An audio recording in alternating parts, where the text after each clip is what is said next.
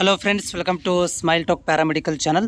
ಈ ವಿಡಿಯೋದಲ್ಲಿ ಮೊದಲನೇ ಸುತ್ತಿನಲ್ಲಿ ಆಯ್ಕೆಗಳ ಆದ್ಯತೆಯ ಕ್ರಮವಾಗಿ ನಮೂದಿಸುವ ಬಗ್ಗೆ ಒಂದು ಇಲಾಖೆಯ ವತಿಯಿಂದ ಒಂದು ಸ್ಪಷ್ಟವಾದಂಥ ಒಂದು ಮಾರ್ಗದರ್ಶನವನ್ನು ಗೈಡ್ಲೈನ್ಸನ್ನು ಕೊಡಲಾಗಿದೆ.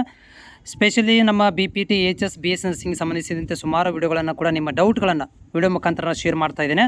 ಇದು ಕೂಡ ಈ ಒಂದು ಡೌಟ್ಗೆ ಸಂಬಂಧಿಸಿದಂತಾಗಿರುತ್ತೆ. KE ಈಗಾಗಲೇ ಸುಮಾರು ಅಪ್ಡೇಟ್ಗಳನ್ನು ಮಾಡ್ತಾ ಇದ್ದಾರೆ. ಸೀಟ್ ಮ್ಯಾಟ್ರಿಕ್ಸ್ಗೆ ಸಂಬಂಧಿಸಿದಂತೆ ಇಲ್ಲಿ ಏನಪ್ಪ ಅಂತಂದರೆ ಅಪ್ಡೇಟ್ಗಳನ್ನು ಕೂಡ ಮಾಡ್ತಾ ಇದ್ದಾರೆ. ಅದರ ಜೊತೆಗೆ ಒಂದು ಗೈಡ್ಲೈನ್ಸನ್ನು ಕೊಟ್ಟಿದ್ದಾರೆ. ಏನಪ್ಪ ಅಂತಂದರೆ ಈ ಒಂದು ಸೀಟ್ ಮ್ಯಾಟ್ರಿಕ್ಸ್ ಸಂಬಂಧಿಸಿದಂತೆ ಏನು ಮಾಡಬೇಕು ಅಂಥೇಳಿ. ಸೊ ವಿಡಿಯೋ ಪೂರ್ತಿಯಾಗಿ ಕೇಳಿ ನೋಡಿ. ಜೊತೆಗೆ ಚಾನಲ್ಗೆ ಹೊಸಬರಾಗಿದ್ದರೆ ಚಾನಲ್ ಸಬ್ಸ್ಕ್ರೈಬ್ ಮಾಡಿ ಸಪೋರ್ಟ್ ಮಾಡೋದನ್ನು ಕೂಡ ಮರಿಬೇಡಿ. ಸೊ ನೋಡಿ ಫ್ರೆಂಡ್ಸ್, ಇಲ್ಲೇನಂತಂದರೆ ಮೊದಲನೇ ಸುತ್ತಿನ ಸೀಟು ಹಂಚಿಕೆಯ ಆಪ್ಷನ್ಗಳನ್ನು ದಾಖಲಿಸುವ ಕುರಿತು ಮಾಹಿತಿ ಅಂತ ಕೊಟ್ಟಿದ್ದಾರೆ.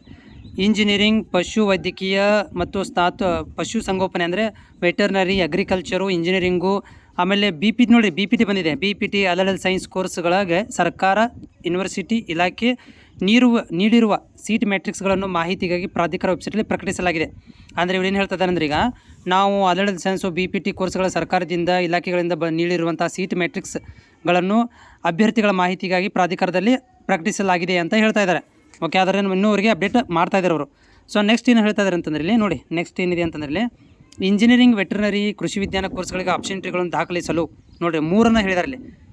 ಓಕೆ, ಸೊ ಏನಂದ್ರೆ ಇಲ್ಲಿ ಇಂಜಿನಿಯರಿಂಗು, ವೆಟರ್ನರಿ, ಕೃಷಿ ವಿಜ್ಞಾನ ಕೋರ್ಸ್ಗಳಿಗೆ ಆಪ್ಷನ್ ಎಂಟ್ರಿಗಳನ್ನು ದಾಖಲಿಸಲು 8ನೇ ತಾರೀಕಿಂದ ಪ್ರಕ್ರಿಯೆ ಆರಂಭಿಸಲಾಗಿದೆ. ಪ್ರಕಟಿಸಲಾದ ಸೀಟ್ ಮ್ಯಾಟ್ರಿಕ್ಸ್ಗಳನ್ನು ಪರಿಶೀಲಿಸಿ ಇಚ್ಛೆ ಆಯ್ಕೆಗಳನ್ನು ದಾಖಲಿಸಲು ಸಮಯದಲ್ಲಿ ಆದ್ಯತಾ ಕ್ರಮಗಳನ್ನು ಅನುಸರಿಸಿ ಸೂಚಿಸಿದೆ. ಅಂದರೆ ಆದ್ಯತಾ ಕ್ರಮ ಅಂದ್ರೇನು, 1, 2 ಈ ಥರ ಆದ್ಯತಾ ಕ್ರಮಗಳನ್ನು ನೀವು ಹಾಕ್ಕೋಬೇಕು ಅಂತ ಹೇಳಿದ್ದಾರೆ. ಓಕೆ, ಆಮೇಲೆ ಏನಪ್ಪ ಅಂತಂದರೆ ನೀವು ಸೀಟು ಹಂಚಿಕೆ ವಿವಿಧ ಹಂತಗಳ ಕುರಿತು ವಿವರಗಳನ್ನು ಆಫೀಷಿಯಲ್ ವೆಬ್ಸೈಟಲ್ಲಿ ನಾವು ಕೊಟ್ಟಿದ್ದೀವಿ. ಅಂದರೆ ಸ್ಕೆಡ್ಯೂಲ್ನ ಕೊಟ್ಟಿದ್ದೀವಿ, ನೋಡ್ಕೊಡ್ರಿ ಅಂತ ಹೇಳ್ತಾ ಇದ್ದಾರೆ. ಓಕೆ, ನೆಕ್ಸ್ಟ್ ವೆರಿ ಇಂಪಾರ್ಟೆಂಟ್ ಇರೋದು ಇಲ್ಲಿ ನಮಗೆ ಬೇಕಾಗಿರುವಂಥ ಇಂಜಿನಿಯರ್ ಬಿಡಿ. ಓಕೆ, ನಮಗೆ BS nursing, alert health science, BPT ಸಂಬಂಧಿಸಿದ್ದು ಇಲ್ಲಿ ನೋಡಿರಿ ಗಮನಿಸಿ ಅಂತ ಕೊಟ್ಟಿದ್ದಾರೆ. ಇದನ್ನು ಏನಿದೆ ಅಂತ ನೋಡೋಣ. ಇವಾಗ ಗಮನಿಸಿ ಒಳಗಡೆ ಏನಿದೆ. ಸೊ ಯಾವ ರೀತಿ ಆಪ್ಷನ್ ಎಂಟ್ರಿ ದಾಖಲಿಸಬೇಕು ಅನ್ನೋದನ್ನು ಪ್ರಾಧಿಕಾರ ವೆಬ್ಸೈಟಲ್ಲಿ ಚಾನಲ್ಗಳೇ ನೋಡ್ಕೋಬೋದು ಅಂತ ಹೇಳಿದ್ದಾರೆ. 1ನೇದು. 2ನೇದು, ವಿಶೇಷವಾಗಿ ಪಶು ವೈದ್ಯಕೀಯ, ಪಶುಸಂಗೋಪನೆ, ಕೃಷಿ ವಿಜ್ಞಾನ ಕೋರ್ಸ್ಗಳಲ್ಲಿ ಪ್ರಾಕ್ಟಿಕಲ್ ರ್ಯಾಂಕ್ ಪಡೆದಿರುವ ಅಭ್ಯರ್ಥಿಗಳು ಏನಪ್ಪ ಅಂದರೆ ಪ್ರಾಕ್ಟಿಕಲ್ ಸೀಟ್ಗಳಿಗೆ ಪ್ರತ್ಯೇಕವಾಗಿ, ರೆಗ್ಯುಲರ್ ಸೀಟುಗಳಿಗೆ ಪ್ರತ್ಯೇಕವಾಗಿ ಆಪ್ಷನ್ ಎಂಟ್ರಿ ದಾಖಲಿಸಬೇಕು. ನೋಡಿ 2 ಆಪ್ಷನ್ ಕೊಟ್ಟಿದ್ದಾರೆ ಇಲ್ಲಿ. ಒಂದು ಪ್ರಾಕ್ಟಿಕಲ್ ರ್ಯಾಂಕ್ ಮೇಲೆ ಆಪ್ಷನ್ ಎಂಟ್ರಿ ಬೇರೆ, ಮತ್ತು ರೆಗ್ಯುಲರ್ ಸೀಟು ಹಂಚಿಕೆ ಆಪ್ಷನ್ ಎಂಟ್ರಿ ಏನಪ್ಪ ಅಂತಂದರೆ ಇಲ್ಲಿ ಪ್ರತ್ಯೇಕವಾಗಿ. ಅಂದರೆ ಇಲ್ಲಿ ರೆಗ್ಯುಲರ್ ಸೀಟ್ ಹಂಚಿಕೆಗಳಿಗೆ ಮತ್ತು ಪ್ರತ್ಯೇಕವಾಗಿ ಆಪ್ಷನ್ ಎಂಟ್ರಿಗಳನ್ನು ದಾಖಲಿಸಬೇಕಂದ್ರೆ ಹೆಚ್ಚಿನ ವಿವರಗಳು ಪ್ರಾಧಿಕಾರ ವೆಬ್ಸೈಟ್ಗಳಲ್ಲಿ ಪಡೆಯಬಹುದು ಅಂತ ಕೊಟ್ಟಿದ್ದಾರೆ.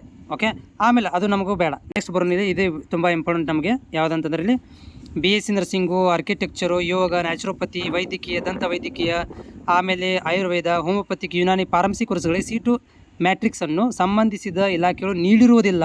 ವೆರಿ ಇಂಪಾರ್ಟೆಂಟ್ ಇದು. ಇಲ್ಲಿ ನೀಡಿರುವುದಿಲ್ಲ. ಸದರಿ ವಿದ್ಯಾರ್ಥಿಗಳಿಗೆ ಸೀಟು ಮ್ಯಾಟ್ರಿಕ್ಸ್ ಸ್ವೀಕೃತವಾದ ನಂತರ ಆಪ್ಷನ್ ಪೋರ್ಟಲನ್ನು ತೆರೆಯಲಾಗುವುದು. ಅಂದರೆ ಇವಾಗ ನಿಮಗೆ ಆಪ್ಷನ್ ಪೋರ್ಟಲನ್ನು ತೆರೆದಿಲ್ಲ ಅಂತ ಅರ್ಥ ಆಯಿತು. ಸೊ ನೀವಿನ್ನೂ ವೇಟ್ ಮಾಡಬೇಕು. ಇವಾಗ ನಿಮ್ಗೆ ಆಪ್ಷನ್ ಎಂಟ್ರಿ ಬರೋದಿಲ್ಲ.